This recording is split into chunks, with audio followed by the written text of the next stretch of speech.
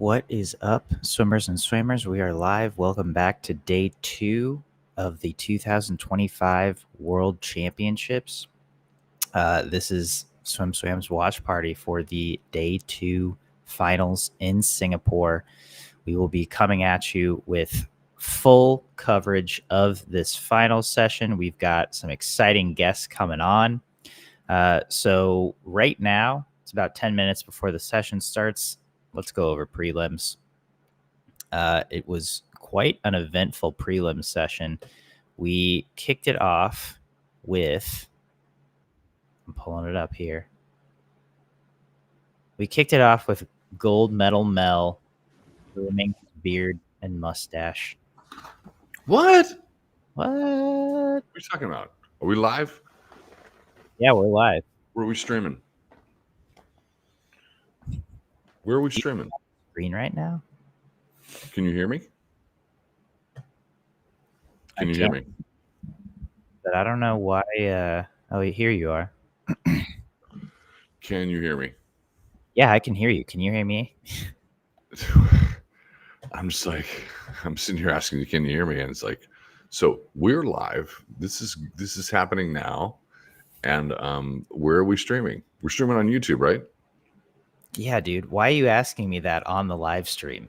Because you sound like you're 80 years old. Because we have the ability to stream everywhere. Stop it. Stop it. We're talking about swimming right now. I'm sorry. I'm going to drink my coffee. I'm recapping the prelims. I woke up 5 minutes ago. Dude, you and everyone else.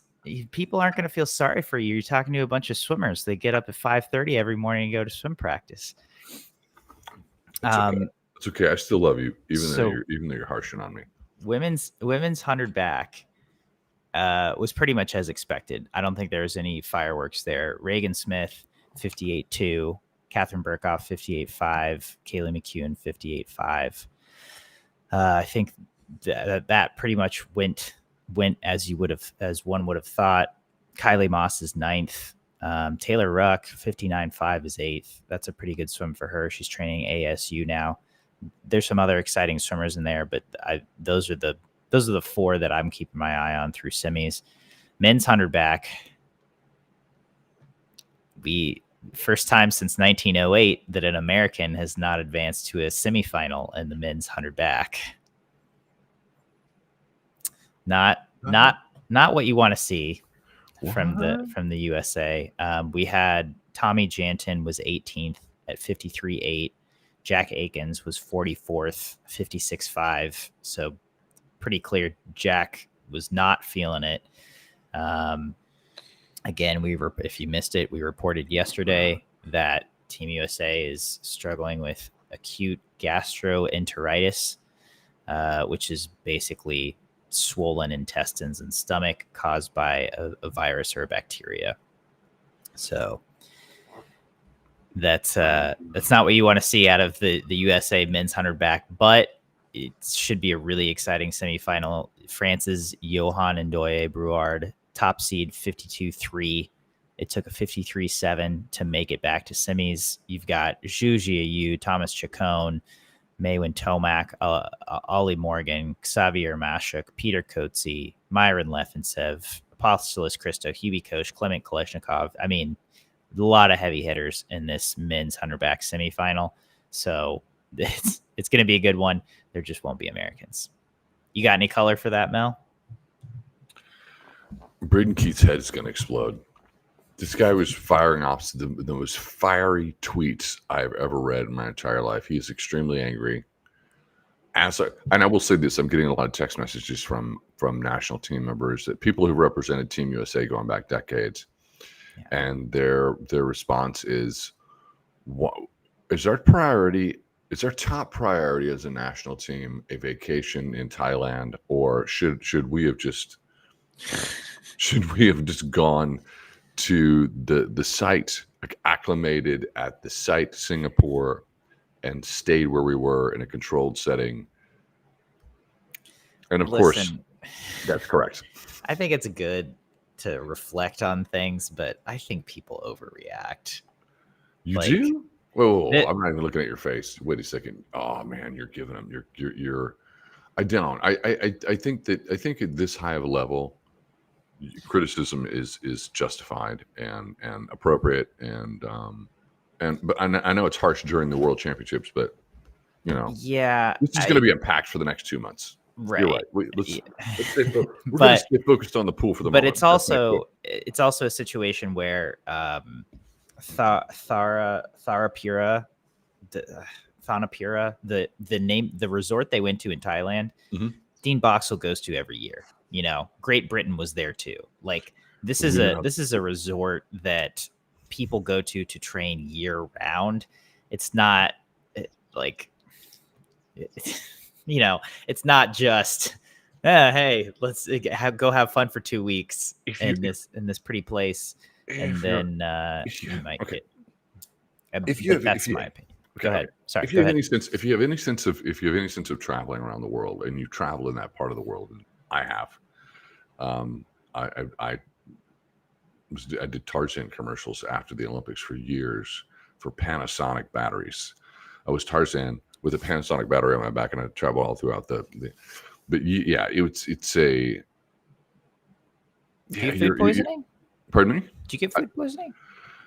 No, but I was hypersensitive to it because if it wasn't a world championship, but if I wasn't able to capture the commercial, it was an enormous cost to have an entire crew there to shoot. Back then, commercials were very, very expensive. Well, they're expensive now, but I just as someone from the Western Hemisphere traveling there, your gut bacteria, everything's different. You're not used to the bacteria in the water.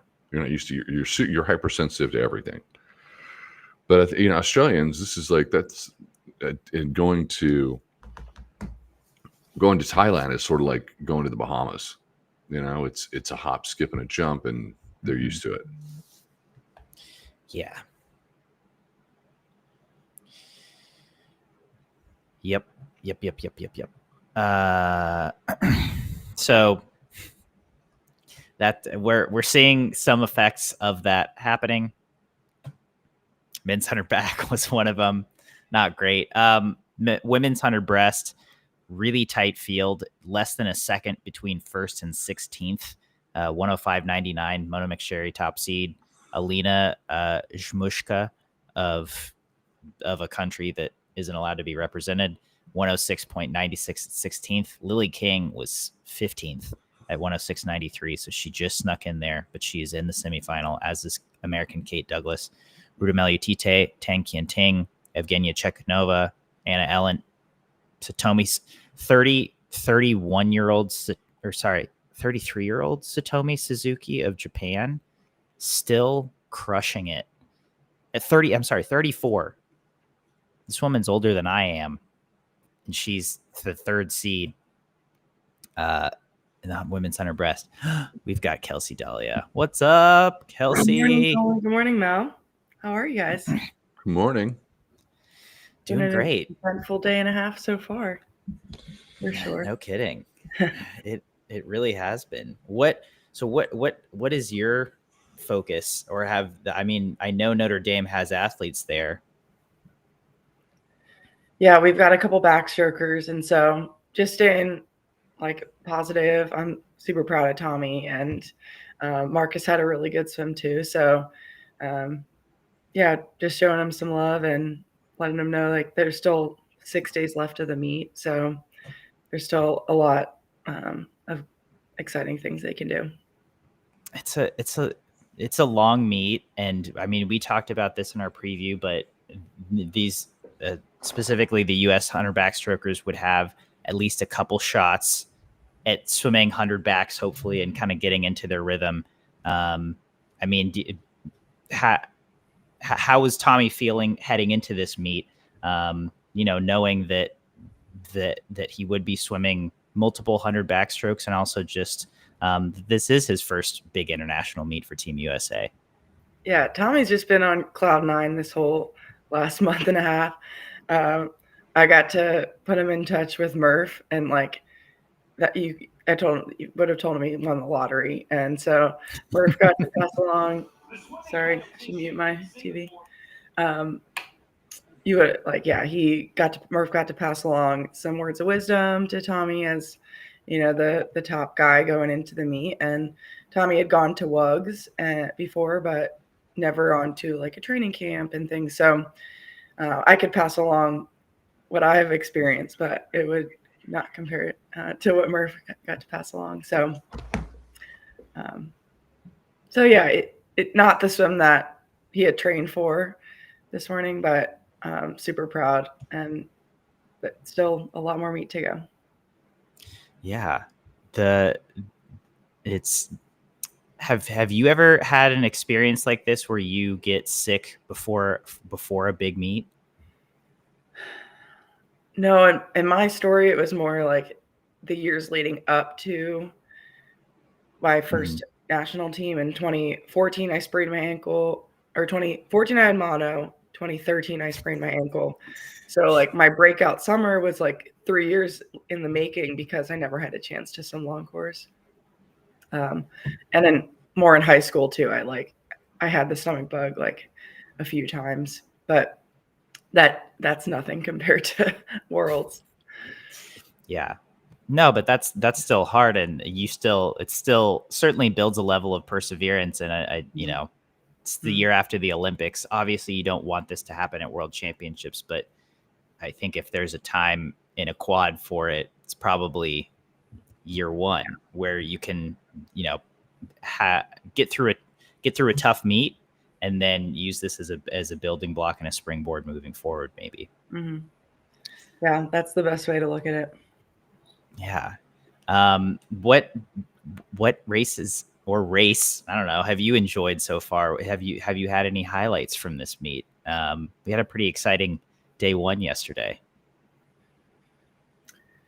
I always love the relays and the battles that it came down to. So I was like really impressed with the Australians. I think they came ready to play, and we're watching, and my husband's like, we need a better strategy. And I'm like, I think that they just have this finishing mode that we need to figure out. And so, they came ready to play. That was, those were exciting relays. I think it's always interesting too that I think historically free relays were America's bread and butter for a long time, but like I think in the last maybe 20 or so years, like the medley relay has really like, it seems like almost like the 400 free relay, Australia knows how to do that somehow, and 400 medley relay, US knows how to do that somehow. And again, medley always at the end of the meet, free relay always at the beginning of the meet. But those were two really good races and really exciting to watch. And even as an American, like, yeah, I have to just tip my hat and be like, that was great racing. And Australia somehow just got it done. They like you said, they have that mode. Mm-hmm. Yeah. So we're taking some notes, I think. And we have 3 years to figure it out. And to Erin's credit, like that was an amazing split, and she stepped up. But I think we know that Gretchen would have been over a second faster to have gotten the win too. And so like we know in the back of our minds too, like that we have more there. And all four of those ladies did their very best. Kate's split was amazing. And so the future is still really bright there. And the guys half that relay was rookies, right? For on the men's side with Patrick and Johnny, yes. And they did a great job. And I'm really impressed with their composure that they had. But it's scary that your first time with the lights on. So no kidding, especially if you have to go against Kyle Chalmers on the anchor lane. Oh, that's a daunting task. But all right, men's 100 breast is behind the blocks. So this is a bit of a weird one. We have 9 swimmers in this final, which is not unprecedented, but certainly not the norm. Nicola Martinenghi was initially DQ'd after semis yesterday. His DQ was overturned. Oh, and just in time, we've got Matt Kredich. Hey, Matt, how's it going? Matt. Good. Good morning, you guys. Good morning. Matt made it. How you doing, buddy? Been good. How are you? It's good. It's good to see you. How's Knoxville? Knoxville is hot and humid and just kind of glorious. It's like a big wet blanket, warm wet blanket. That's right, but beautiful, a gorgeous It place. is beautiful. Yeah. We're in the water. We're about to 25 on my stream we're watching the stream on Peacock. Yeah, same here. And they're about at the 40 meters, about to turn. Oh, okay. A little behind you. Yeah, you might be a little bit ahead of me, Mel. But Nicola Martinenghi's going out pretty fast. He is making the most of this opportunity. Wow. Holy cow. So this is the defending Olympic champion who is currently ahead, and world record holder in the tuner breast, Chen Haiyang, is now, I think, making up a little ground on him. He's closing. Yeah. Ooh. So Chen definitely with the back end speed. He's got it. 58.23 at the wall. 58.23, 58.5 for Martinenghi, and Denis Petrashov, 58.8. Go Cards. I was gonna say, Kelsi, Denis has been having quite a season, right? He has. He came from Wugs too and tore it up there. So okay, that is a double that That's a few brutal. swimmers seem to be making that I'm really impressed with. I mean, how do you go from a 6-day meet to a 8-day meet like that? Work hard in practice. You can always taper more. Is that true? That's what Kredich says. He just pulls me aside. You can always taper more. I am not going to go on the record as ever having said that. You know who said that? I'm sorry. That is a Ray Buzzard quote. Yeah. Ray Buzzard quote from the 1970s. You can always taper more. I've tapered 6 weeks. You can taper more. Yeah. I think sometimes we do forget that a meet doesn't necessarily empty the tank. You know, it's a meet is good speed training, and as long as you're doing enough to kind of supplement to maintain all the qualities you need to swim fast, I think having a schedule, you know, especially an individual schedule at a meet like Wugs, you know, two or three events is pretty good speed training. That's a great point. I was thinking of it through the lens of an athlete, maybe like Team USA or specifically Peter Kelsi of South Africa, who had relay swims, who was swimming prelims and finals a lot. And that seems like it would, I'm really enticed to see how that athlete, Peter Kelsi specifically, does, because he was 51.99 at Wugs in the 100 back. He had another few great swam on some relays, came straight to Worlds. But I think in the case of, Denis Petrashov, maybe only having a few swims at Wugs and then coming here and getting his first Worlds medal, I think. Yeah, that's awesome. I mean, I don't know where he's been training, but Arthur does a phenomenal job of kind of seeing the whole picture with training and allowing somebody to be able to swim fast and faster and faster and faster. Yeah. The international meet as a part of your training and your and speed training, let's put that through the lens of the 1980s. If you warm up 600 and you do 2 breakouts, and then you only and that's your warm up, and then you only sprint 3 times, is that enough? Is that enough, Matt? I'm just curious. I'm going to say no. You're going to say no? Maybe, I have a feeling you might it say was no. in the 1980s. Here's the thing. We're the same age, so I know that you know what I'm talking about. Oh, I know exactly what you're talking about. And thanks, Mel, but you're younger than I am. I remember, so Mel and I both grew up in North Carolina. And I I didn't know remember that. swimming, and then like I was in the senior whatever, very good. So I'd be in like an early heat, and then in the last, Melvin Stewart was just destroying people. So we're of the same era, but not at the same age. You're a young buck now. At 13, I just Coleman at 13. I was so jacked. I was so jacked, man. You have no idea. Just I and I was believe it. just like I was hunting guys like Kredich. Was hunting. Hunting, yeah, 13, I had mercilessly. hair on my chest. It was you really peaked, huh? we peaked. So I had to add some humor in there. Before we have Kredich in here. Matt, you've been in this situation where it's you have a team and they're dealing with challenges, and I've witnessed you go through great challenges before, and hearing how you interface with your athletes and manage their emotions was shockingly different than my experience, because I was usually screamed at and told that maybe you just need to suck it up and go. How do you manage a situation where people are dealing with health issues and on the world stage?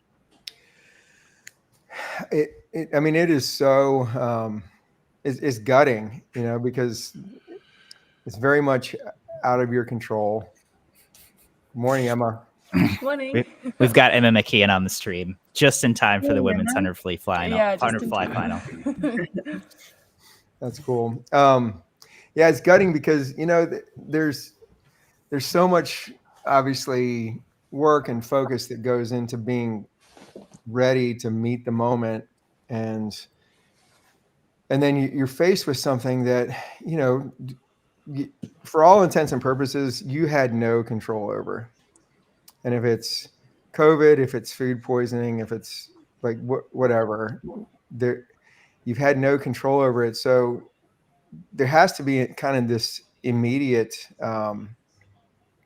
reframing. And if athletes can't do it themselves, then they really look to the coach to be able to do that. And getting angry about it is, maybe appropriate a couple of weeks afterwards, being able to look back and work through that. But in the moment, it doesn't help anybody. And so the hard part is saying, okay, what's the most we can get out of today? What's the best thing we can get out of today? And sometimes it's to set up for the next day or the next day. I mean, I really feel for. We've all had to watch people go through it and go through it ourselves with COVID, and in the case of the U.S., whatever this GI thing is. But I really feel for those guys, and the fans. The fans can be relentlessly cruel, and I mean, Emma probably knows too. If you hear criticism, then it is probably amplified 100 times in your mind. It's really hard at that point. One of the things you've got to do is kind of shut out the noise. But Yes, the fans are extremely cruel. They Yeah. can be. They're coming down pretty harshly, and I'm you know what I'm in the fan bucket now, and I've been feeling these emotions. I appreciate you responding to that. Is we brought Emma on because we wanted her to be among the Team USA athletes, that we could just go like this. We could go like this. Emma, how was watching day one for you yesterday? It was really good. It was really strange because that's the first time I've been watching from home on night one in I don't know, the last 12 years or more. So that was really strange, but it was awesome. It was such a good night for Australia. It's often a good night for Australia. It is often a good night, but to win both those relays, and then obviously it's been a big changing of the guard in that 4x1 for the women especially, and in the heat swim Liv Wunsch was our most experienced swimmer in that heat swim, and her first senior team was last year at the Olympics. And so then having her, and then Miller, and then it was Meg and Molly who are our most experienced in the nighttime. Yeah, so it was awesome for them to get that win, and Liv just held her composure so well in that last leg. So that was so impressive to see. To have her anchor a relay like that was kind of astonishing for me to watch, and then to have Tori move up on her, and then to, like you said, hold her composure and fight back. That was really impressive. Yeah, it was incredible. We're in the water right now. I'm at the 25. Where are you guys on this? Yeah, about the same. Gretchen looks good. Gretchen, I mean, everyone's at her hips right now. Yeah, which it was very odd yesterday seeing her start the semi and pop up about at the same as everyone else. 25-16. I mean, you could kind of tell something was off. But this is not that swim. She looks pretty dominant. She is hands up on the world record line right now, which I don't know if that'll last, but yeah, it's a safe. That's a safe gold for Miss Walsh. 54.73. Wow. 54.73. Wow. And Roos van Ouderdijk of Belgium, 55.8 for silver. Awesome. That's a young swimmer who was entered in 7 events here and just won a silver medal. That's a great swim for her. Emma, as someone who swam the 100 fly, medaled in the 100 fly, what do you make of this world record just being demolished by nearly a second only in the last couple months? It's mind-blowing. It's just so fast. It's dropped like more than a second even. And even in the short course, like Gretchen she's so good to watch. I've never actually watched her until now when I'm not racing her. So just in that underwater, like her kick in the underwater, it's not like high frequency, it's quite slow, but she's just moves through the water so quick. So it's so impressive to see. Her stroke count is just like mind blowing. That's what gets me, just like her distance per stroke. Yeah, it's so impressive. So world record holder, she pops off at 54.73 today. Does anyone want to make a prediction if she's on by LA 2028? Are we going to see a 53? We're going to be in 53. Yes, I think we will be in 53 territory. I wouldn't doubt her. That's mind blowing. Yeah. I think especially long course, she's just getting started. I mean, Kelsi, you were the first woman to break 50 seconds in the 100-yard fly. Is this correct? Am I remembering this right? That is correct. Yes. In 2016? 2015. I think you were the first to break 55 short course meters as well, right? Yeah, and then she breaks it by a second and a half. So, just off topic, Emma, have you ever raced 25 yards? I've never done yards. Oh. We don't do that here. I think it's just you guys. What's the dumbest thing in the world? I cannot believe everyone swims meters. We never swim. Yeah. Why don't we swim 20? Distinct NCAA championships would be world records. We'd be a lot of world records. Yeah. Maybe I about that with this power. Yeah, I love yard swimming, but it is stupid to me that we're the only people that do it. Or it's silly, I think, but that's pretty funny. So Kelsi, you were the first to break 2 huge barriers, and to see Gretchen I wasn't the first. Sarah had first, and then I was second. You were second to go 54 in short course meters. Yeah. And then just to see Gretchen put these times on the moon. Yeah. how do you justify that logically in your head? Well, I think I lost 3 world records in 24 hours. I remember that. Because of Gretchen. So Wait, can you walk us through that? Because I don't. What was this? Where was this? From Short Course Worlds. Okay. So I'm just in the history books, and I had a part of history, and an incredible woman got to break those. So, but it is crazy how, like, through the ISL, you know, I'm like trying to tweak things here and there, and then she just like, let me just break that by a second and a half. So Yeah, I knew how hard it was, you know, to get there, and I'm like, I can't work any harder. It's time to pass the baton. that's fair enough.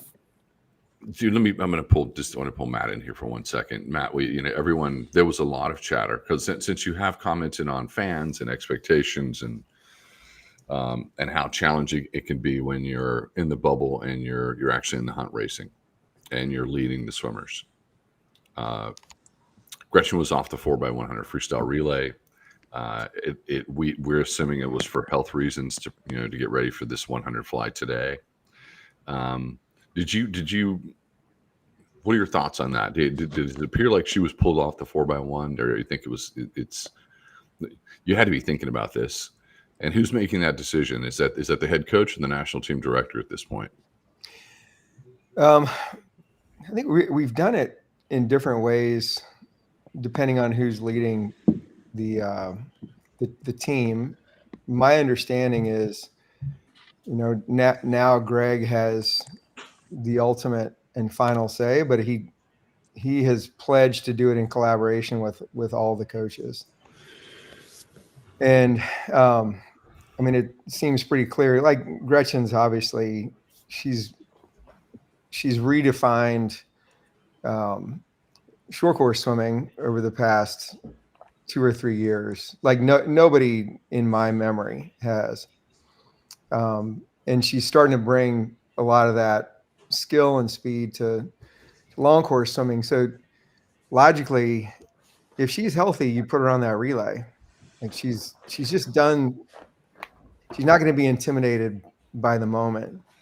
So I think it was probably a health decision, which the people on the ground are the best equipped to make. They've got a team doctor. They've got people that see her every day, and they've got her feedback. So sometimes when, I mean, this is a small example, but we had at a relay at NCAAs 1 year, it was Erica Brown's freshman year, and she had not made NCAA. She didn't qualify for NCAAs. Maddie Bannock had this massive asthma attack. We couldn't put Maddie on the relay. Erica had gone as a relay alternate. We put Erica on the relay, and that was the first time she swam fly. And we hadn't had her swim fly. She came in as a freestyler, and she had such a great leg that sort of started her fly career, and she went on to be a really good short course flyer, and it changed her self-perception. It changed her confidence. So, when opportunity presents itself, somebody's going to step into it. I thought Erin Gemmel was tremendous on that relay, and sure, like Gretchen healthy, we could all predict would swim faster than 53 flat, but you never know. And you don't know if she would have gone past 50. You just don't know what would have happened. So it's so easy to be a Monday morning quarterback when you got this really cool opportunity for somebody like Erin Gemmel to come in and change things. And I was really impressed with the way that they all marched forward and handled it. And I think a real key on Team USA over the past few years has been, one thing that's emerged is we need coach and athlete buy-in on relays. Mhm.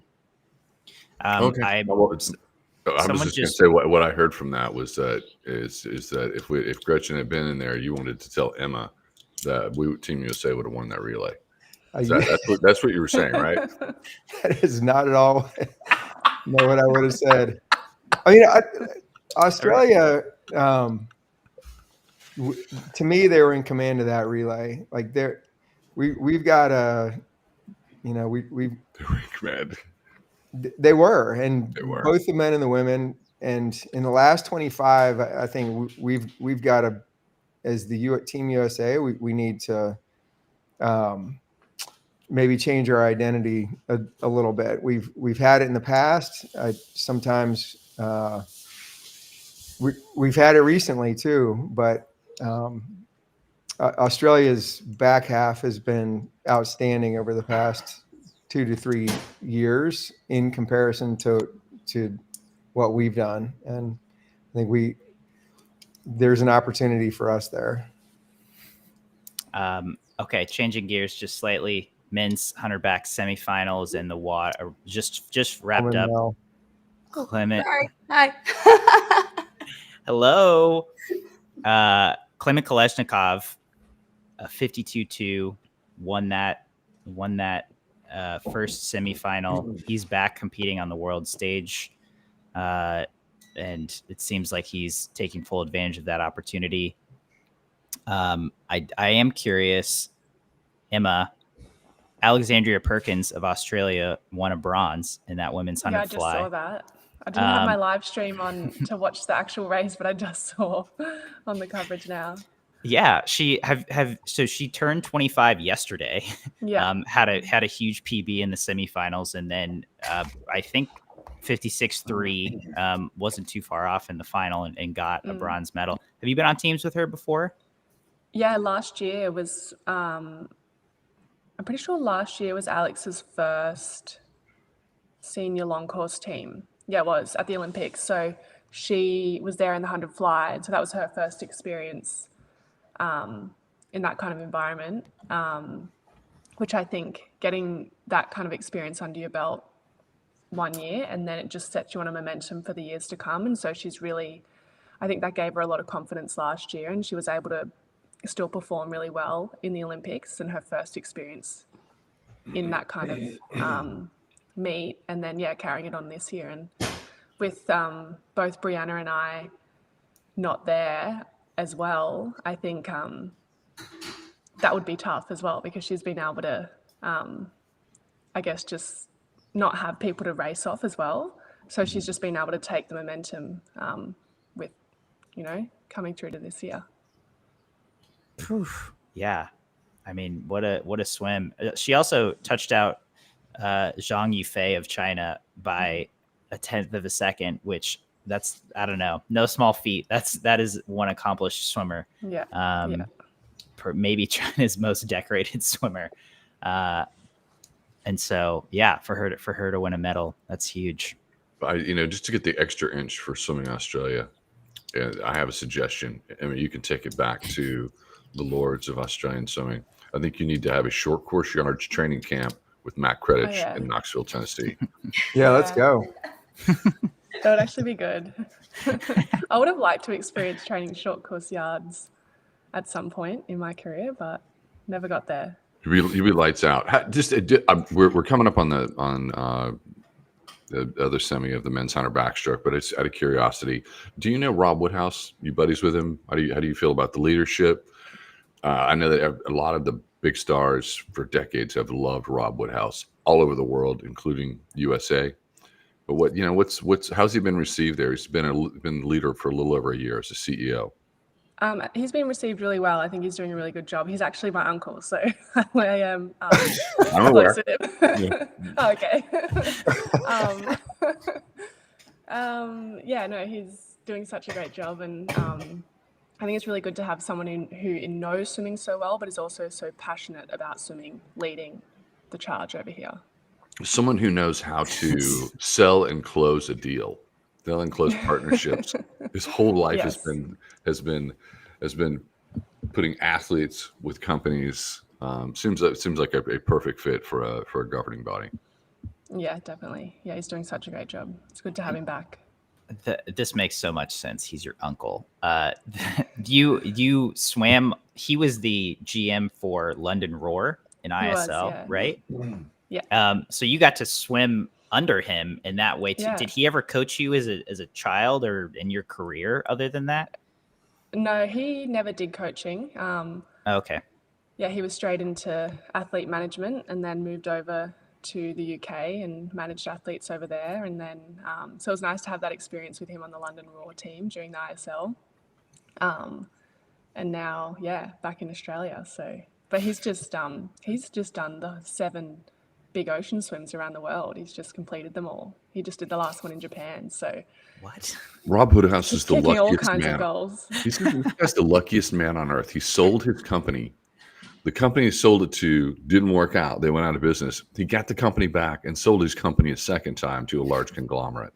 He got paid twice and then dropped in as CEO of Swimming Australia.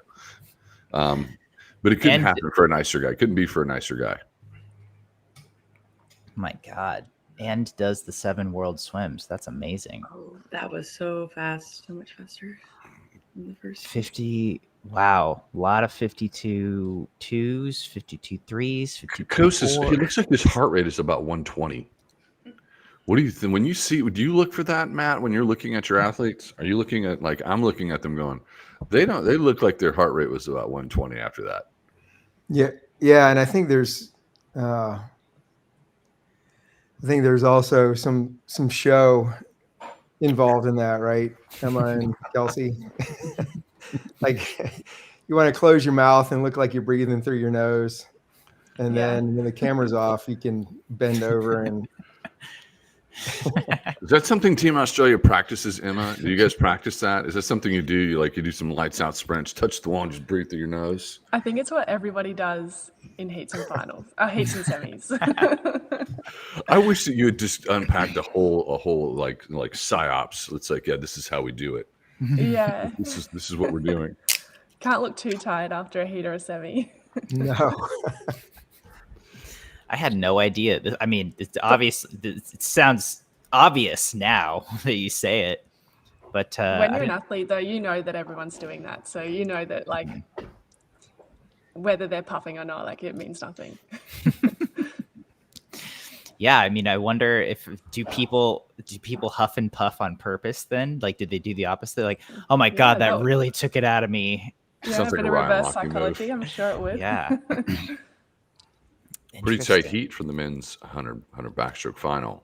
Yeah, 52-2 to 52-5. Yeah. So Myron Leventsev is 8th at 52.5. That's a loaded heat, man. Wow. You got the world record holder. You got the number 1 man in the world. Okay. Sorry, they showed Kate Douglas and they were like 200 breasts. And I was like, it's not the 200 breasts today. We're commercial now on our side. Out of curiosity, Emma, who carries? Is it Channel 9 that carries Swimming Australia? Yeah. Channel 9. They okay. And how much coverage is it? Wall to wall? Is it everything? We actually don't know. I've just got it on my phone at the moment. So no, I just curious. I know the partnership was a big deal. And I kept hearing about it over and over. All of the you can easily look it up and you can watch it for free. All the finals are definitely on TV, and then heats, I think, are more on the apps, like on the online streaming services. So I just wanted to share that for everyone here in the United States that has to pay for this on Peacock. I just want you to know that in Australia, it's wall to wall and it's free. Yeah. That's nice. I just want to say, I just want to point that out. Thank you, Emma. I appreciate that. So we have all young swimmers watching it now for free, and they can, come up through the ranks. They'll be here in Brisbane. Sounds like a great way to grow the sport in Australia. Yeah. Sounds like a good plan for maybe double gold on night 1. Wow. That's great. Are you involved, Emma, to help like the planning for Brisbane? Mm-hmm. Not at the moment, but I would like to be. but Yeah, I it's think that exciting. this is going to be. Yeah, you might. I feel like you might get tabbed. Yeah. I Yeah, it spoke would be to your nice. uncle in I don't know, it's been 4 or 5 weeks, and yeah, it's interesting how soon it's like, yeah, we're in the planning stages now. We're Yeah. very our head is in Brisbane now. Yeah, it's crazy. It's only 7 years away. Because I remember when it was announced, I was like, oh, that's so long away. Like 12 years or whatever it was. Did you know that in the yeah. I'm sorry. Did you know that in the United States that we've gone a year without a chief executive? Did you know? No, I Are you aware of that? We've gone an No. entire Team USA has gone an entire year without a chief executive. Matt, I'm not asking Matt Kredich a question about that. Oh, it's yeah. That's an offline discussion. Offline discussion, but it's a but I was surprised. It was refreshing to hear from Rob. I didn't mean to cut you off, but I had to just point that out. So you are aware of it. So is anyone talking about it down there? I wasn't aware of it. Oh, you weren't aware of it. Okay. No. Cool. Yeah. Yeah, they don't pay attention to us. I wish you. I thought I was hoping you guys would be thinking about us all the time. Yeah, we're just thinking. We just wake up and we're thinking about you all the time. No, they think about coffee, surfing, and swimming fast. I think. I Coffee's assume. the first thought for sure. Emma, I mean, I talked to you fairly recently, but and you were just enjoying retirement at the time. Is that still the case? Are you still just? It's still the case. I am still enjoying retirement a lot. You're still just hanging out, loving life. Yeah, pretty much. That's nice. Yeah, been traveling and it's been really good. I think an executive admin position on the run up to Brisbane sounds really nice. This sounds like a very fitting position. And you just became a doctor, so congratulations. Not an actual doctor. What kind of doctor are you? So I've done a degree in health promotion nutrition, and I finished that just before Tokyo Olympics. And then the university close to where I grew up in Wollongong, they gave me an honorary doctorate in health sciences. Hey. Congrats. Yeah. Congratulations. Thank you. That's awesome. Thank you. Okay, women's 100 breast semifinal number 1 just wrapped up. Kate Douglas got her hand on the wall first, just ahead of Italy's Anita Battazzo, who I think swims at Florida. She does. Okay, thank you, Matt, for the assist there. I know Anna Ellent touched 5th.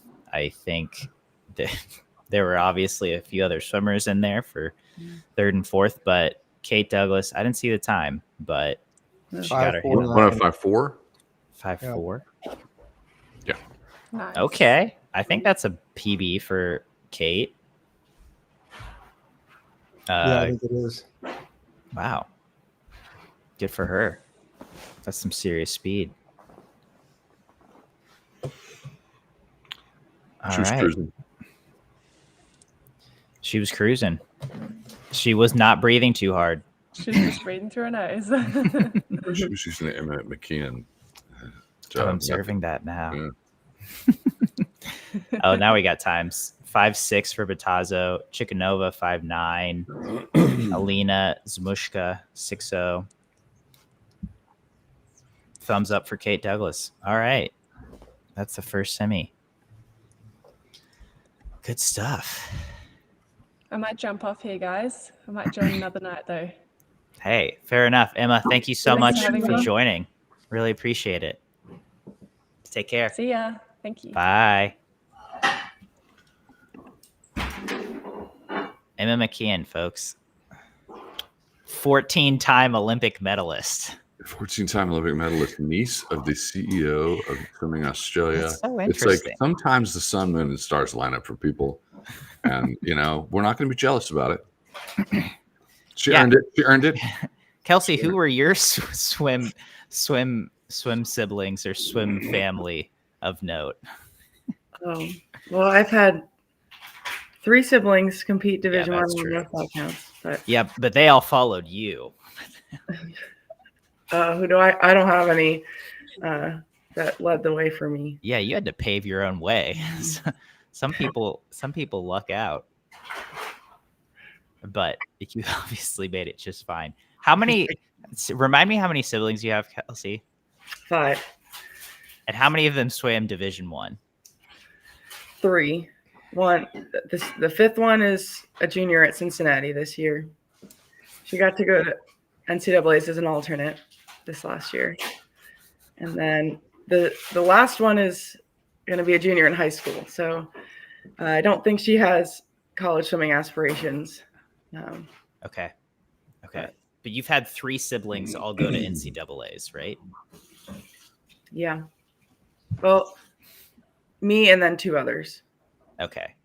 And you've had 3 siblings. I mean, that's incredible. That's incredible. That's what a family. I think you probably instilled some swimming genes there. You're gonna have some nieces and nephews or children who are like, oh yeah, Kelsi Dahlia is my mom. First to break 50 seconds on her fly. My daughter's got some scary strong legs, so we'll see what she wants to do with that. Like she's 2.5. I can see her quads. It's Is she? You guys, I'm going to sign off to watch Mona so I don't swear on camera. Fair enough. All right. Matt. Thanks for having me. Good to see you guys. Mona. Good to see you guys. Thank you for coming on. Thank you so much for joining, Matt. See ya. Of course. Yep. I forgot Mona was in this heat. But that's really exciting. She's the top seed. She's 105.99 this morning out of prelims. Kelsi, can you remind me of your daughter's name? Zia. Is Zia swimming yet? Obviously not competitive. Just We haven't is she put in her the in water? formal lessons, but we were swimming yesterday, and she needs to get in lessons because she does not have a fear of the water. She's way too confident for someone who cannot swim. But that's great to see, right? That's great. Maybe, I don't know. That's on my to-do list this fall. It's getting her in lessons. That's really exciting. I think that's super cool that anytime a child is embraces the water, I love seeing that. Where will you do lessons? There's like the Elkhart Beacon pool. They've hosted some like nice events here. I'll look into lessons there. And that's in South Bend. In Elkhart, like 25 minutes. There's a couple swim schools I can look into too. Okay. Looks like Kate Douglas is going to be the top seed. Wow. Yeah, 5'8" for Tang Kien Ting. I didn't even see what place Lilly got. He was 4th. Okay. I know Mona was 6th. I don't think that bodes well. But the 5'8" for Tang Kien Ting, who I think was the top seed heading in, I think she was my pick to win. Lily's 9th. Oh.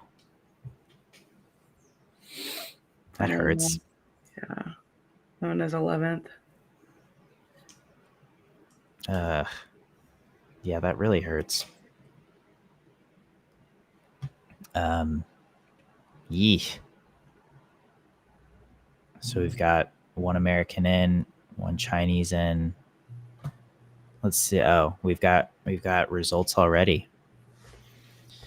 So Kate Douglas, Anita Batazzo, Tang Kien Ting, Evgenia Chekhanova, Alina Shmushka, Satomi Suzuki, Anna Ellen, and Katrina Teterevkova of Lithuania is 8th, 106.1. So Lily King out, Aneli Jefimova out, Mona McSherry out, Lisa Anglione out, Ruta Meliutite out. I mean, that tells you the depth of this field is that current world record holder, former world record holder, Olympic champions from London and Rio, and Olympic medalist from Paris, all out of the final.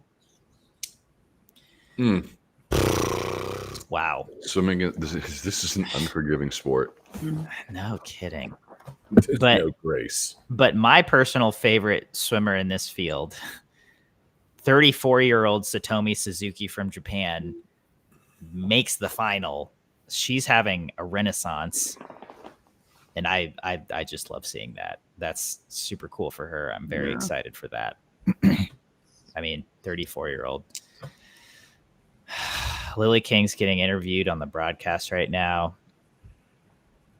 after just getting 9th in, I guess what will be her last World Championships. Is this? That's not the way you want to go out. No, it's not. But I mean, it's she'll get a 50. She'll get a 50. She'll get a 50. She'll get a relay. I think at least a prelims relay, but yeah. I go back and look at it, like at her stats, and it's like she won everything at NC2As all 4 years in her core races, and that's just such a huge flex. It's a metric that I look at and I go, that's really steely. 20 years from now, you wake up, you're like, yeah, every time I fell in the water at NC2A champs, I won in my races. That's a lot. That's a lot. I mean, Lilly King's personality is just, to me, so great because she is honest and upfront. But then also, again, Kelsi, you can, I think, absolutely speak to this. A great teammate and keeps things very fun and light. Yeah, I got to room with Lilly in Rio, and so to see like her character arch like through life, and her development is just amazing. So I'm always a Lilly fan, and to see how she handled like the world's spotlight on her there, and has still been honest. Now she just can share it with a little more grace, I think. We love that she was so honest. Fans want you to be honest, and she just put it out there. And then everyone would get mad. They would criticize her for putting it out there. I mean, to me, she was the template for this is the way. This is what I want a daughter to be like, just fearless. I love Lilly. Big fan. Yeah. So that's a bummer to see, but someone's career is more than their last swim, obviously. Oh, Greg Meehan is getting interviewed. You guys want to put the volume up on this so we can get it? I kind of do. Yeah, I do too. Hang on one second here.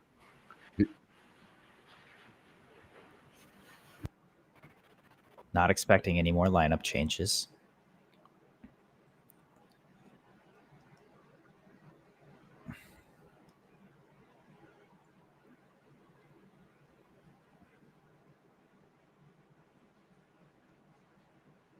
So he's proud of the medical staff. Team vibe's good.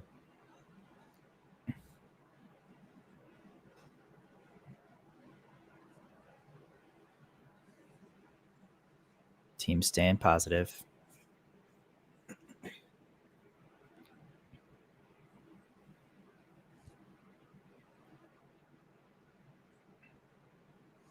People turning the corner. Wow. Okay.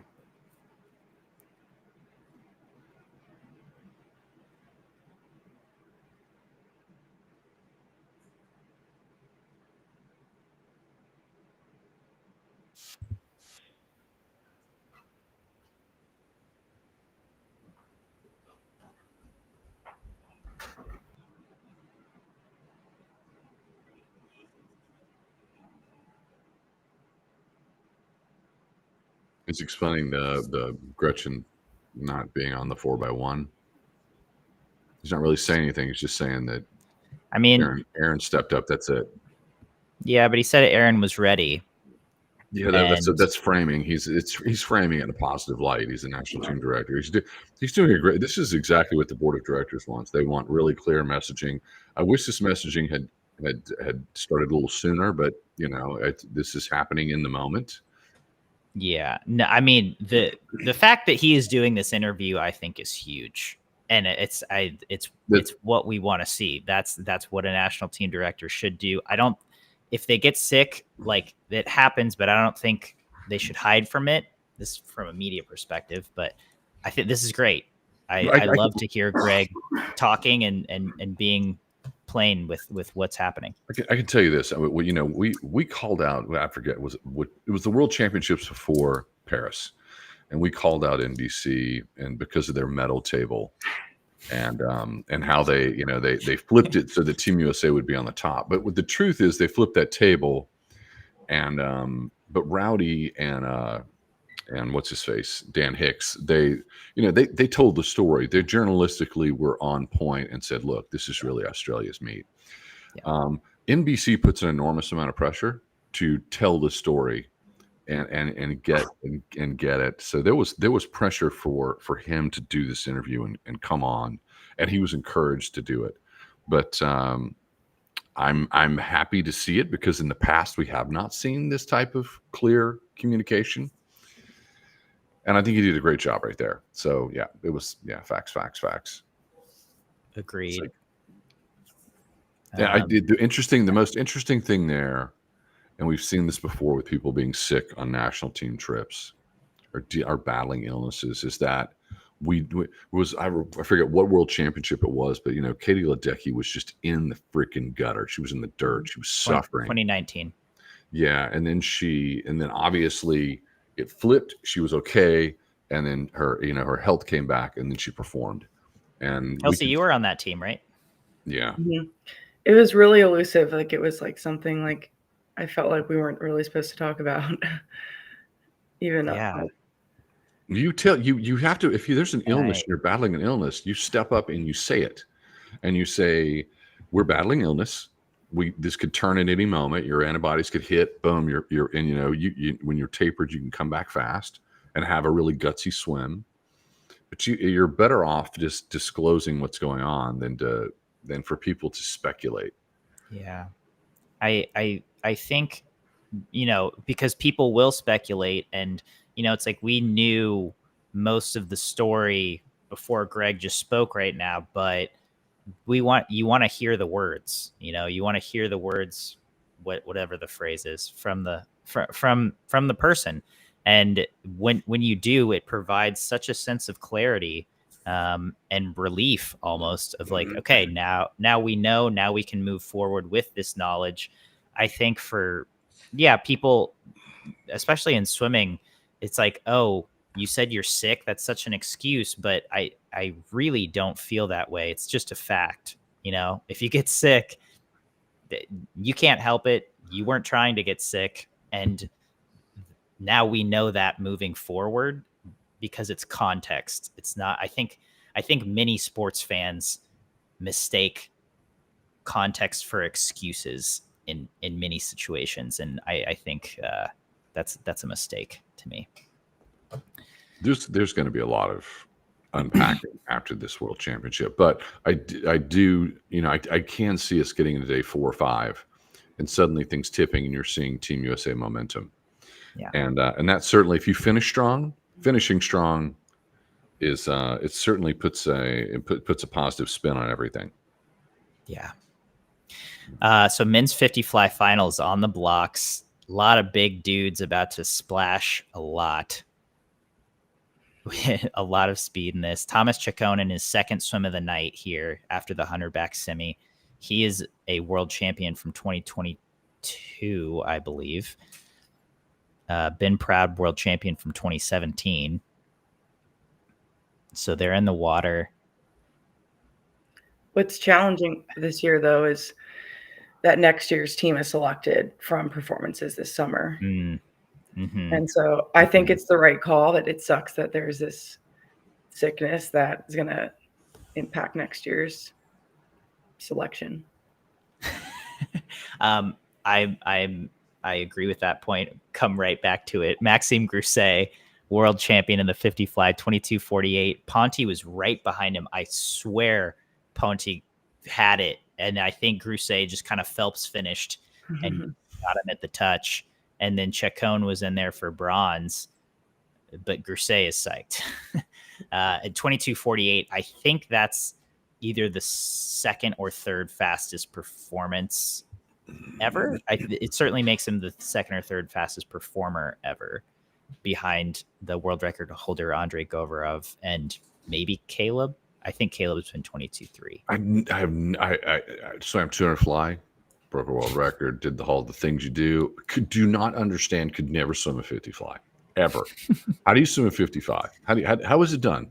Kelsi, you should yes. How do you do it? I couldn't get it because I got 4th twice at the world. So no, I was gonna. I'm glad I didn't ask you. You won a medal, right? No, it was the same podium. Frida, Renomi, and Sarah, the 3 of them trio. That's not. a hard trio. I went the same exact time, 3 summers in a row. That's so right, because you had like tied your American record, right? 3 summers in a row. Oh my god! So you when you swam the 100, you just build the entire 100. What was the difference between the 50 and the 100 for you in terms of gears? I think like I just struggled to like find like the rhythm without slipping. I struggled to like hit my finish. I was like a little long, and to not rush the kick out. But side note, fun fact: Maxime and my husband are from the same French island, New Caledonia. Yeah. Wow, we know. Have you done training camps there? No training camp for me there, but I got to go visit a couple times. Just drinks and laying on the beach. What is New Caledonia like? Oh, it's so stunning. I want to go back, but it's quite expensive to just travel there, and it takes so long to get there too. Right. But yeah, it's so beautiful and French territory. So like gorgeous. Puerto Rico for us, and it's kind of like a melting pot of a lot of different Asian countries. So like you can find like Vietnamese food and Japanese, like it's like interesting there. But there's 40 different people groups there, so like all those different languages and tribes, and there's smaller islands with like unique fish, and it's so cool. That sounds so nice.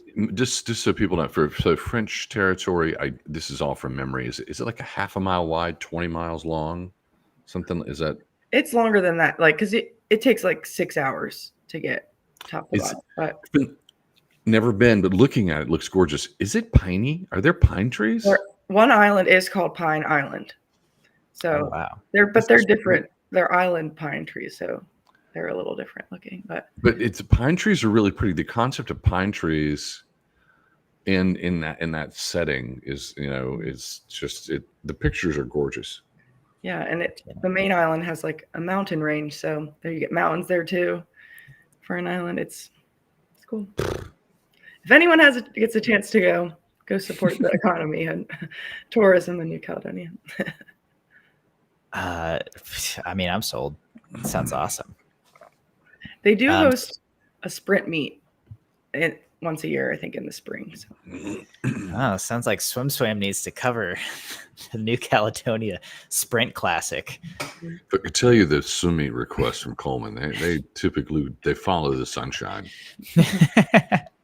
Fort Lauderdale, Mare Nostrum. It's because as head of production, Coleman's like looks at the schedule and goes, "This is where I think we need to focus our attention." Listen, people like swimming outdoors. When I went to Mare Nostrum, David Popovich gave the interview that I think is like our #1 most viewed Instagram story. So yeah, Mare Nostrum always sort of finds its way onto your calendar. I'm always aware. Well, thanks for letting me hop on too. I'll be back in a couple days, but time to get my daughter ready for the day. Oh, awesome. Thank you so much for joining, Kelsi. Bye. See ya. I think that I love Matt Kredich, because I'm a University of Tennessee alum. However, I think he popped off because I was trying to put him in crosshairs with Emma. I was trying. Yeah, you were making a hostile work environment. I was making a hostile. They had to call HR. They had to pop off and call HR. That's what was the comment? That's right, Emma. What Matt is saying is that we would have won that relay. You're really impressed with yourself now. Well, here's the thing. It's like someone had to say it. Everybody was thinking it. Yeah, but he opened. He opened. Coulda, shoulda, woulda. He opened the door this much. He said you never know when an athlete, even if they're under some stress, could she have popped off a 52 on the relay? Well, but he also opened the door of she might have gone past 15 off the start. Yeah. Okay. All right. Fine. To be fair, Gretchen is probably the best in the world at pushing the 15-meter mark. And it's really impressive to see because sometimes I'll see replays of her and I'm like, did she? And then you see the replay and you're like, oh no, she went right to 15. She did. But here's the thing. Everybody was thinking it, Coleman. Everybody was thinking it about the relay. I am excited for Catherine. Are you seeing her getting ready for the backstroke? Yeah, she's behind the blocks right now. They just hopped in the water. So, of note, Roos van Ouderdijk of Belgium. She just won silver in the 100 fly. She is now in this first semifinal of the women's 100 back. Roos, if you didn't know, Roos van Ouderdijk entered in 7 events at this meet. She's already scratched 1, which was the 200 IM, which was on day 1, to focus on the 100 fly. That paid off. She won a silver medal, 55, first time under 56 seconds, second to Gretchen Walsh, and now she's in this 100 back again. So we'll see how that goes for her. But that's who I'm keeping my eye on, just as a really interesting narrative. But Burkhoff Blastoff, she is looking really good so far. 28:33 out. Okay, and Roos van Ouderdijk is in second. But wow. Catherine's pulling away, and she looks great. Head leaned back. Oh my gosh, she's having a great year. Signed with A3 Performance. She got a sponsorship. Mm-hmm. Her professional career is coming into focus. Yeah. No, it seems like things are lining up for her, but yeah, she touches first with ease at 58.7. Taylor Ruck in there for second, 59.1. That's really great to see from Taylor Ruck, who has had, she had a great career as a junior. She really rose onto the scene in a big way as a teenager and late into her teenage years. And then we kind of saw her have a plateau, have a decline, whatever you want to call it. She was quiet for a while. She's now training with Herbie Bame at ASU, and 59.1. I think that's a really great swim for her. So she will absolutely make the final with that, but an easy 58 for Miss Catherine Burkhoff. She's in the pocket, and she's making it to the final for sure with that. When I think of her, I think of somebody who has earned every inch she has gotten on national team and the world stage. Mm-hmm. So many close calls. And you talk about someone with, with swimming in their genes. Obviously, her father's David Burkhoff, an Olympian with you, a swimming icon. But then to see her miss at Olympic trials, miss at world trials, finally make it on the world's team, finally medal individually on the international stage, make an Olympic team in Paris this past time around. She has really stayed strong and kept her head level and just continued to ascend. And now she is pushing the best backstrokers in the world, and she has put her name right up there with them. David's a buddy. We share a medal from 92 on the relay. And I was always watching him through this process because I have no context on watching your child. My daughter was like, I'm not swimming. So, but and he's been cool and he's always been positive. And yeah. So yeah, we're hoping she pops off this quad. Yeah. Yeah. And so far she's looking great. So now I've got Heat 2 coming out. McKeon Molu of France is in lane 6. I just love saying her name. She's finished her freshman season at Cal. Li Xianwan of China. I think the other Chinese swimmer, whose name I'll pull up right now, did fairly well in that first semi. That was Peng Zhuwei. She was 59.3 in the prelims. I think she finished third behind Taylor Ruck in that semi. Reagan Smith, big lane 4. Reagan v. Kaylee. Another battle. This is obviously just the semifinal, but it is exciting to see. I don't know if you saw that graphic they popped up on NBC, but the top 23 times of all time in the women's 100 back, I think, are exclusively Reagan and Kaylee. Yeah.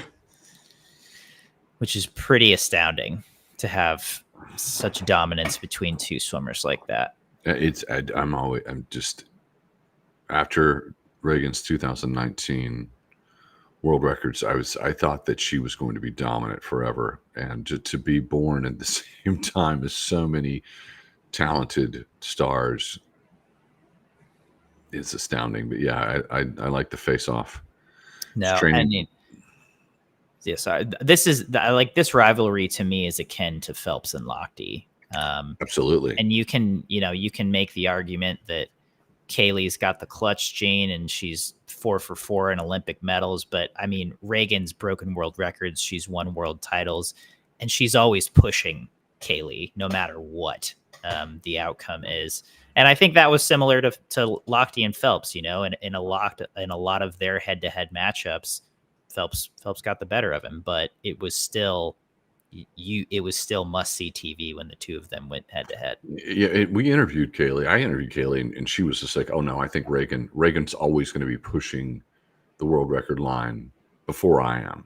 And I was like, "What?" And she's like, "No, that's serious. Reagan's out fast, 28:03 at the 50." And I think historically that's true. I think Reagan has. They've I don't want to speak out of turn. They have both broke their fair share of world records, but they're both trailblazers. No, it's undeniable. Kaylee closes in the final 15 meters always. Yeah, and she's closing a little bit here, but Reagan's going to get the touch. It's Reagan, Kaylee, and Kylie Moss. 58.2 for Reagan, 58.4 for Kaylee, and 58.6 for Kylie Moss. Those are your top 3 out of that heat. Only 3 under 59. So they will be very comfortably onto the final. God, it seems like they're always on the podium together. Like they're just hey, we're gonna put our real estate up here. This is where we live. It's the 3 of us. Yeah. No, yeah. I mean, that's and it's really interesting. You have there were 4 women in this semi under 59 seconds: Reagan, Kaylee, Kylie, and Catherine Burkhoff. And it's like those are the 4 who are battling for 3 medals in this race tomorrow, this final tomorrow. So you have those 4: Taylor Ruck, Peng Zhuwei of China, McKeon Molu of France, and then a tie for 8th between Pauline Mahieu of France and Wan Lixian of China. So I think there might be a swim off in our future. Did you dip into the SwimSwam comments? Because there's so many. Did you parse them out? The live recap comments? No, I mean, I was looking at comments across site wide, but it's okay. I've seen some. I'm always looking. Yeah, a lot of people were like, everybody's kind of going, who's sick and who's not sick, right? And there's and some people saying that should be disclosed. Did you want to look? I'm looking at the top 8 right now. Are you seeing the top 8 on screen? Oh yeah. So and someone said, hey, you can't disclose who's sick and who's not sick, and but I guess we all kind of want to know. Was the entire team affected? Was half the team affected? Who's that's yeah. I mean, I don't personal information. I think that's in the NBA, in the National Basketball Association. They're before every game, and there are 82 games in the regular season, and then another, I don't know, 50 in the playoffs, or however before every game, they put out a report: who's injured, who's sick, what are they sick with, what are they injured with, and it's, again, I think it's just sports fans need to like take a chill pill and realize this isn't an excuse. This is adding context to what you're watching. Like, they're going to be sick no matter what. So it's either, they're sick and you contextualize their performance through that lens, or you just see them perform bad and then you're like, well, what happened? And then you find out they're sick later. Anyway, yeah, so I think you had a good context. So it was a debate, but it's like in pro sports, we infantilize swimmers. We treat them like children. We treat the sport of swimming like children. We don't treat it like professional. Yeah. But in pro, you do know who's sick. So the debate was like, who's sick, who's not sick. We wish we knew who was sick. And then secondarily, it was, okay, if the sickness is a stomach virus, then you're potentially putting other athletes on the world championship stage in peril. Yes. Which I don't think that they would do. And then someone said, well, you know what? They had COVID in Paris. And so it's like, how protected were athletes? Right. And like, it's like people were wearing masks in COVID. Paris was the real COVID Olympics. Yeah, because everyone had COVID. Yeah. That's and that's just like, if you have a virus and you go into an athlete village, or even a situation like this, World Championships isn't a village. Let's note that. So it's not, you're interacting with other athletes much, much less. I mean, we all saw pictures of the warm-up pool, and, you're going to get close to people there, but you're having a lot fewer interactions with athletes here. However, if there's a virus, like, I'm sure people are taking precautions, but it's going to spread. People took precautions in Paris because it's the Olympics, and people are still getting COVID. This is something that is in the back of my head. Where if you're on U.S. soil and you're getting ready for a domestic Olympic Games, do you prepare to put your team in hotel rooms rather than the Olympic Village? Because it's a more controlled environment. It's more comfortable. The Olympic Village is uncomfortable. It's dorm-like living. Yeah. It's a lot of walking. I think that if you really want your best performance, you're like, nah, we just take the extra expense and pay for it ourselves and put our team. Leon was in a hotel. We know that. Back in 1988, it was like Matt Biondi stayed in a hotel and didn't stay in the Olympic Village, and he swam 7 races. And it was, and there are a lot of people were grumbling, and it's like, hey, he was making money, he could afford it, and he wasn't going to take any chances because he was going for 7 gold medals. But yeah, what did he end up winning at that Olympics? Okay, he swam like the same lineup as Mark Spitz, so 50 free, 100 free. Though Spitz didn't swim the 50 free, but it was 50 free, 100 free, 200 free, 100 fly. So he was 3rd in the 200 free, and he got just touched out by Anthony Nesty in the 100 fly. Anthony Nesty was the gold medalist, the head coach of the University of Florida, the 100 butterfly, and that happened early in the session. And then Biondi won the 50 free and 100 free, and they won the 4x100 free medley and 4x200 freestyle relay. So what is that? 5 golds, bronze, and a silver. So, yeah. That's pretty good. Pretty good. No, it's pretty good. He had a beautiful stroke. Didn't wear a cap. Yeah, and played water polo for half his life. And played water polo at Cal Berkeley. Yeah. No, that's amazing. But the main point is, I think that if you really want to be dominant, you're making the choice to put your national team in a hotel, and you're taking care of travel, you're taking care of food, you're taking care of the hotel room. Yeah. No, it's you take care of it. And I think that's what I can't imagine USA Swimming isn't doing that, especially with Greg Meehan at the helm at this point. But I don't think anybody's prepared in advance. But maybe those conversations are being had. I think they certainly will be had now. I know our commenters are, people are texting you saying 2-week vacation in Thailand, etc. But I think the reality is they do their best to take care of their athletes, but maybe their best could be better. I was in the national team for over 10 years, and there were times when we traveled, and it was super lax. Mhm. It was like, this is a vacation. And then there were times when we traveled and we were locked in, and it was we were tightly controlled depending on the head coach. And then there were times when you're young and you're going, this should be managed better, and it wasn't. So you have every experience. It changes depending on your leader.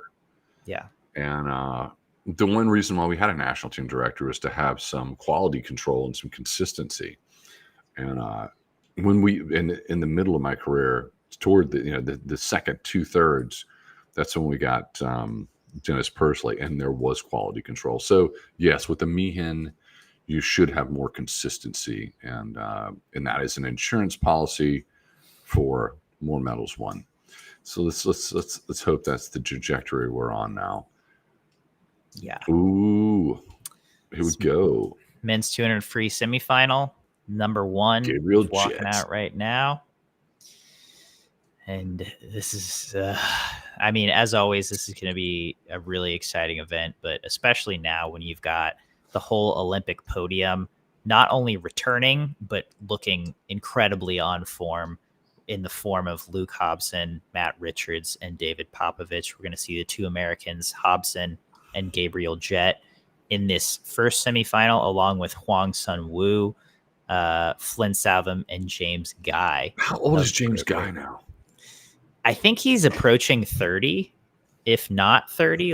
Hold on. I got the answer. He's 29. Yeah. I thought he was right at 30. He's a good dude. If you're in swimming, if you know swimming, James Guy is just one of the most likable people you will meet. He has a little bit of Lilly King in him. He will just say what he thinks. He will be honest, but he's so likable. He's so fun to talk with.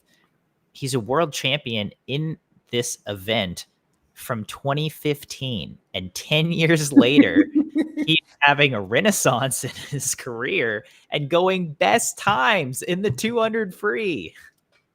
On balance, world stage meet, world champs to Olympic Games to anything. My 200 free is one of my favorite events, if not my favorite event. I love the 200 free. I love 200 free and 400 free, but 200 free is just so painful, and anything can happen. Yeah, it really is good. And if you don't remember, so Matt Richards had already secured his 200 free slot for Team GB this year because he won an Olympic medal. And then at British trials, Duncan Scott and James Guy tied for the second spot.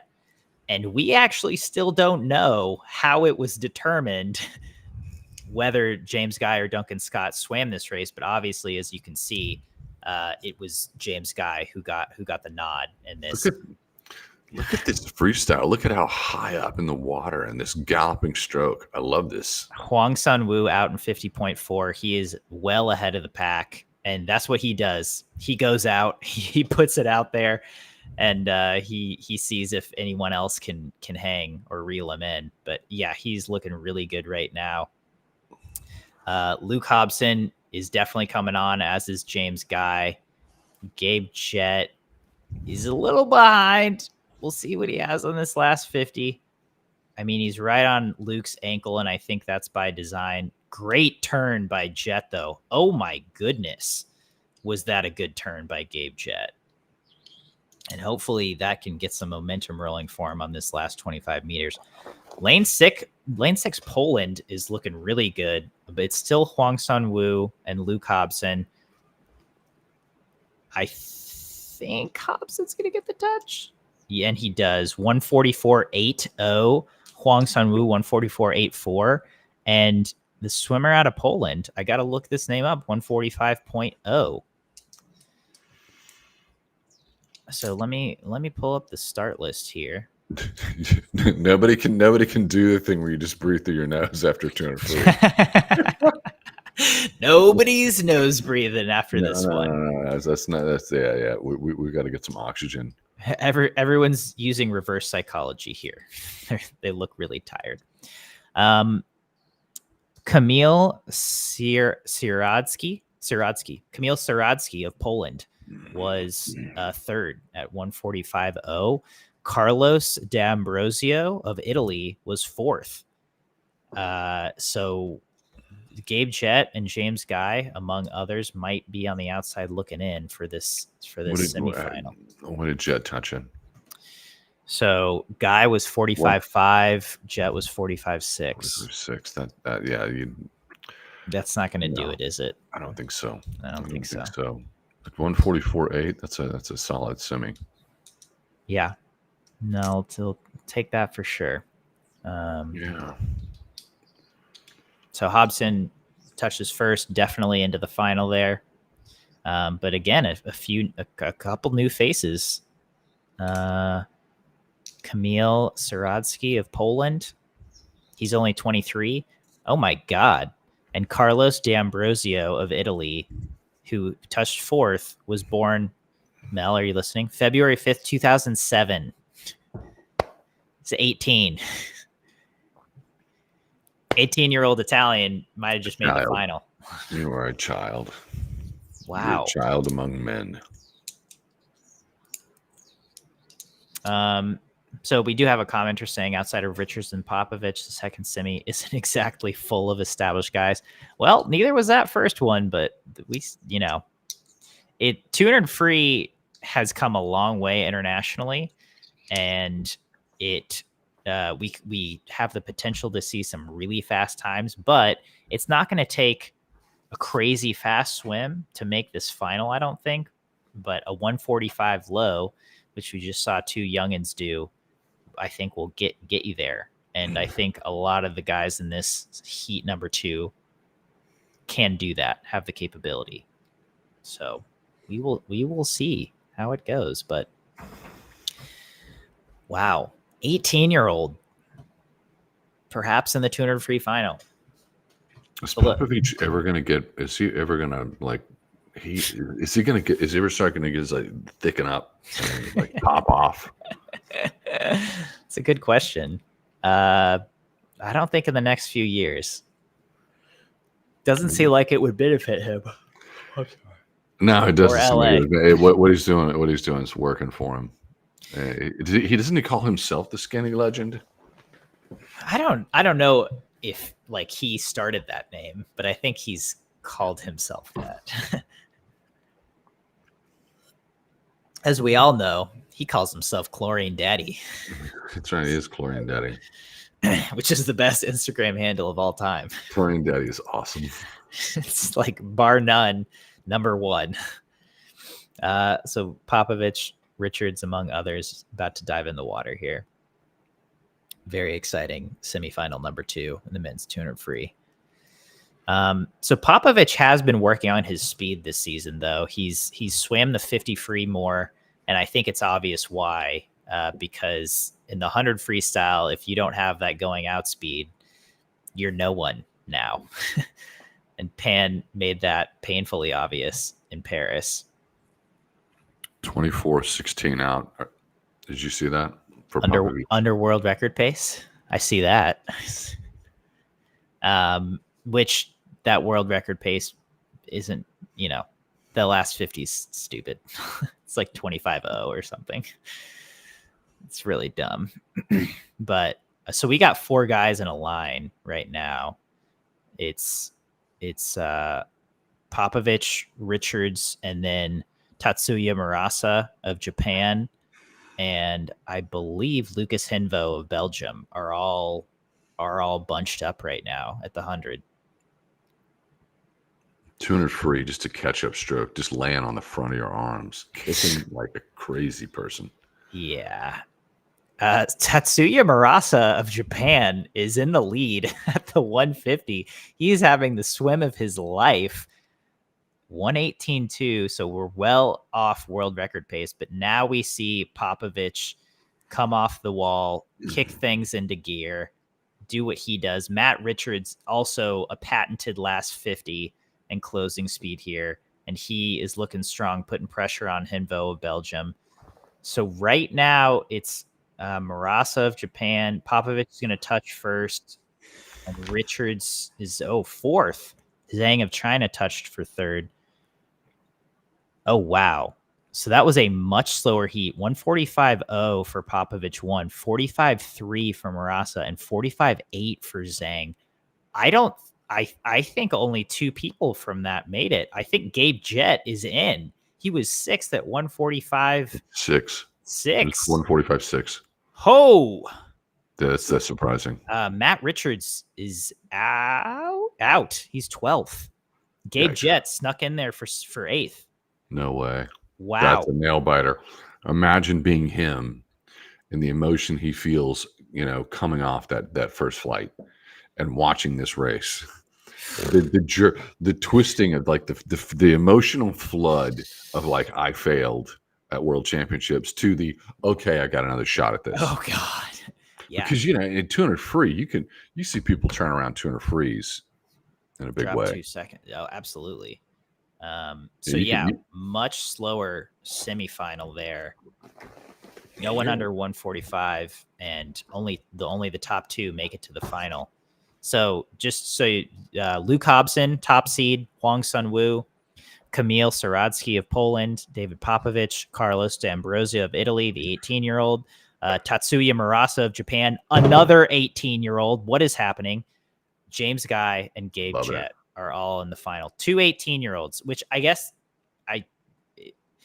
we just saw David Popovic and Pan Jian Le and Hwang Sun-woo, all 18, and all do amazing things in the 100 and 200 free just a couple of years ago. But it's still crazy that of all these men, fully grown, hair on their chest men, we see 2 18-year-olds getting through to the World Championship final in this 200 free.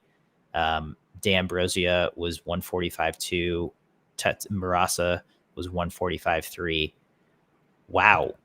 Good for them. That's great swimming. 2 Americans in the final. As a few commenters were saying, James Guy of Britain in and Matt Richards out. Here's the thing. You're 145.6. You get into the final. It's you could get on the podium. That the heat could be slow. Absolutely. You could make a change.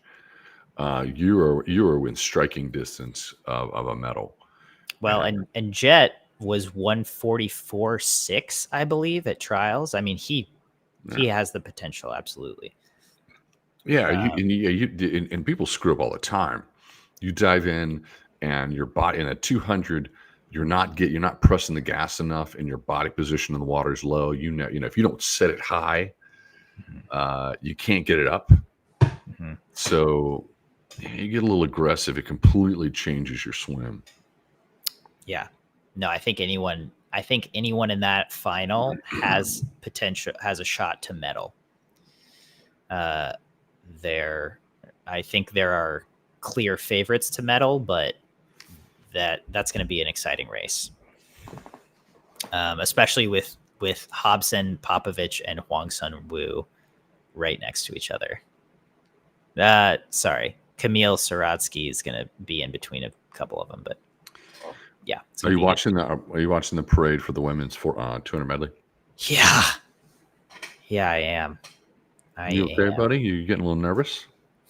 This is going to be a great race. We got a world record holder in the women's 200 IM for the first time in a while. Katinka Hosu hasn't swam this race in a minute, but she doesn't have the world record anymore. It's the summer of summer. Do you know, is Summer going to be here in September? Is she going to be here in August? I think the plan is September, that she will be in Austin, Texas. Yeah, when I say here, September. I mean HQ for SwimSwam, and also the HQ. She'll be taking meetings with Mel Stewart. She'll be taking coffee meetings at... I don't think so. At Joe's Coffee on maybe South at Congress. Joe's Coffee. Maybe at Joe's Coffee. We'll just run into her. We know that's not the place to go. We know the real coffee spots in Austin. You could go there, I guess. I wouldn't. You go there the first week you're here, and then you never go go there back. the first week. You go there the first week you're here, and then you never go back. Then you find the good places. Yeah. No, yeah, I think Summer's plan is to be there in September. I hope to talk to Fred Verneau after Worlds. He said we could sit down and have a chat, that is the coach that Summer has been training with in Antibes, the south of France, this year. Seems to have paid off. He's a renowned distance coach. He worked with a lot of great athletes, including Maria Belmonte, Olympic champion in the 200 fly, still world record holder in the short course 200 fly. But he's worked with a lot of great athletes, and he's obviously been doing a pretty good job with Summer as well. 26-7-1 out. Oh, damn, you're ahead of me. Let's see if we can refresh. So it's Summer and then Alex Walsh at the 50. Summer's under world record pace. Love to see that. Alex looks solid. Bring it to her. Come on, Alex. We want that 50 breaststroke. Yeah. And specifically, we want redemption for Alex Walsh. Safe turn here. Safe turn. Can we get a safe turn? Well, we didn't even see Alex's turn. It was just Summer. Summer, she's off camera. Summer's so far ahead. Here we go. Alex is making some ground. Let's go, Alex. Oh, Alex is making a lot of ground. Alex is closing. Whoa. Yeah, Alex is chasing. I don't love that they are just sticking on this one camera angle. Wow. Okay. Finally got a wide Alex shot. is like a 10th behind.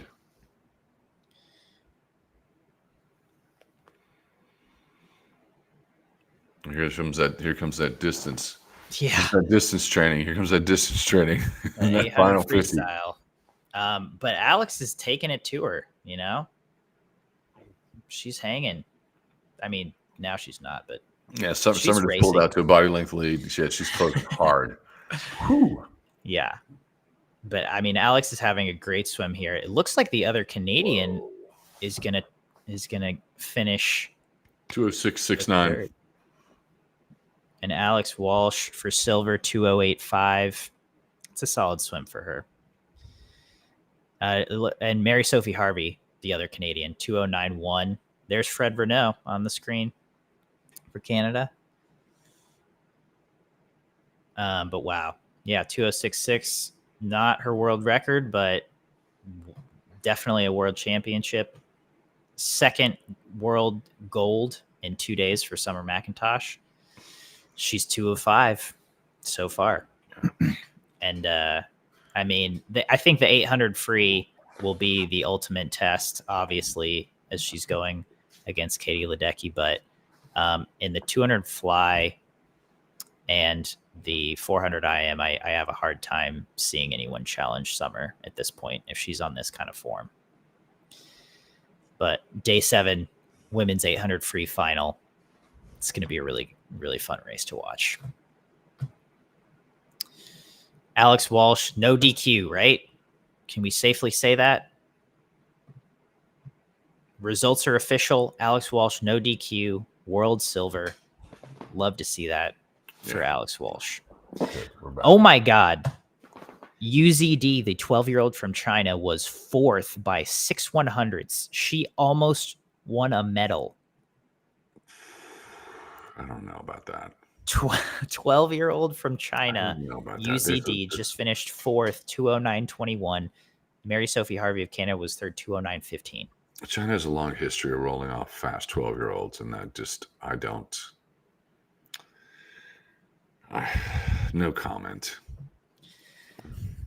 That's intense. Results are official as far as I know for commenters asking. Omega, they're up on Omega. They're up on SwimSwam. Yeah, I think Alex is good. So that's really exciting. Did you hang with Alex at all when you embedded at UVA this past summer? Yeah, I've hung with Alex. I've had pancakes with Gretchen and Alex. It's how would you differentiate? What's the difference between the sisters? So I was just about to go there, and I think it got brought up yesterday. I was going to bring this up, but then we, talking about other stuff. So it was funny. I did an interview with the two of them, and Gretchen is, I think, a little more just outgoing and boisterous, and Alex is I think a little more methodical and thoughtful about how she approaches certain things. For example, Gretchen, who's made a lot of money in the last year, between NCAA swimming, between world titles, world records, she's made a lot of money. She'll go out and buy herself nice things, and she's like, I deserve this. I should treat myself. And Alex is the one who, the way Gretchen described this, Alex and Kate are the two little angel and devil on Gretchen's shoulder. And Alex is the one saying, maybe you shouldn't do this. Maybe not. Maybe save your money. And Kate is the one saying, spend, spend, spend. And the funniest part about that was Gretchen was like, yeah, so Kate's the little angel on my shoulder telling me to buy it. And Alex is the devil saying, no, don't buy it. For US fans and for US fans listening, I want you to think about Gretchen this way. Coming up on a domestic Olympics and being a star at an Los Angeles Olympics in the United States.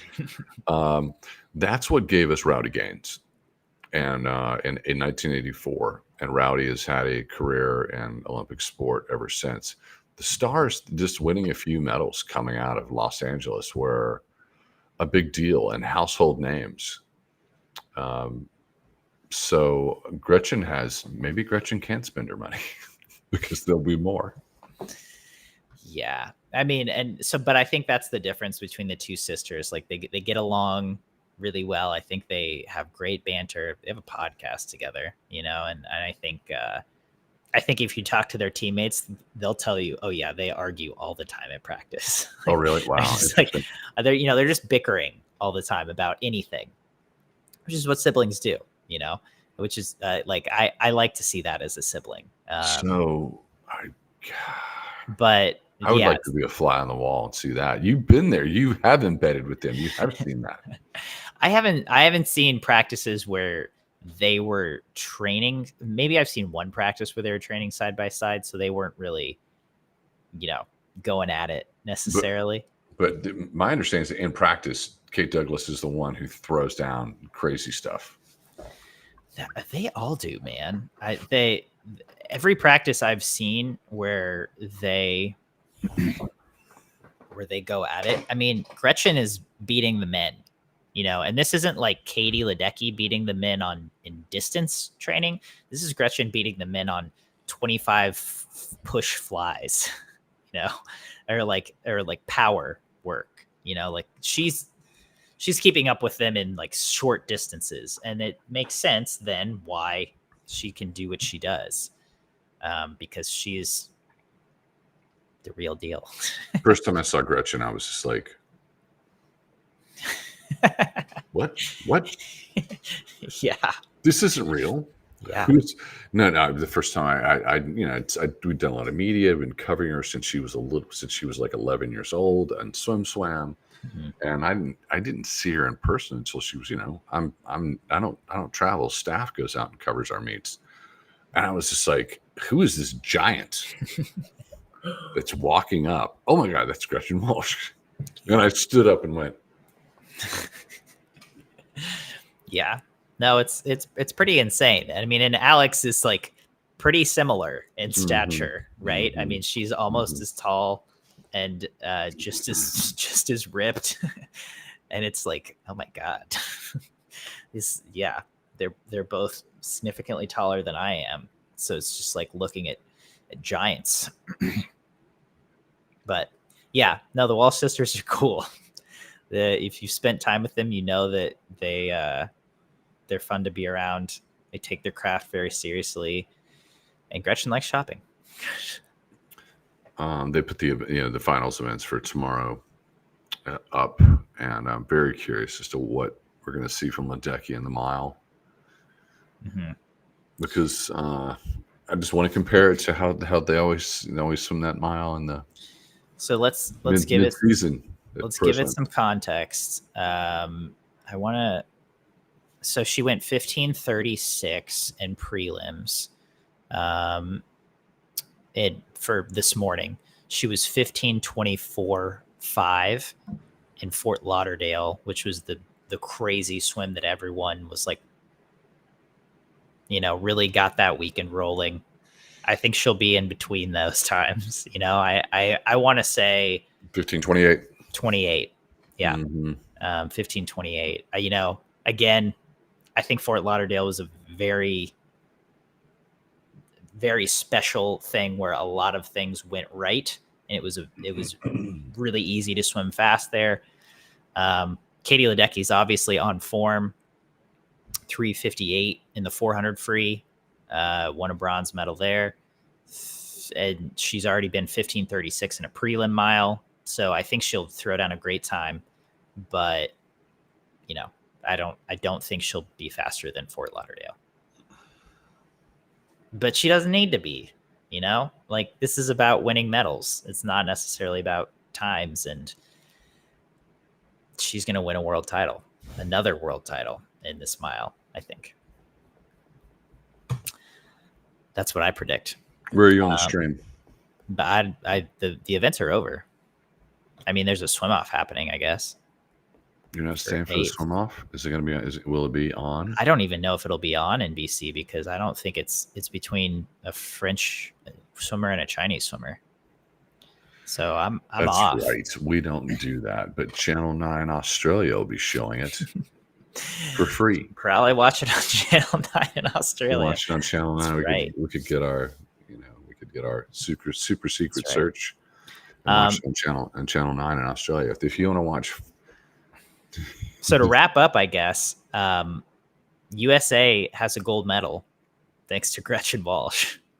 That I really liked how you titled your Instagram story yesterday because the SwimSwam headline was Australia, green and gold, Australia owns medal table or whatever, and you said another title could be USA fourth after day one. USA fourth after day one. Well, I mean, you have to. Yeah, I think it's important. We have to honor our international market because we are the reporting platform globally, and give it its due. But for domestic readers in the United States, I think it's good context to know that we were fourth after day one. I don't know if we've ever been fourth. That's this historically. I'd like to find out. Maybe I need to go back and read that. But I don't know if we gave that context. But have we ever been fourth at any time during an international meet on the medal table?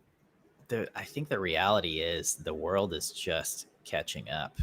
I mean, 2025 Worlds marks first time since 1908 that the U.S. did not make semifinals in the 100 back, and our men's 100 backstrokers are not the best they've ever been right now, but it's also just the world is getting faster, and I think that's a good thing.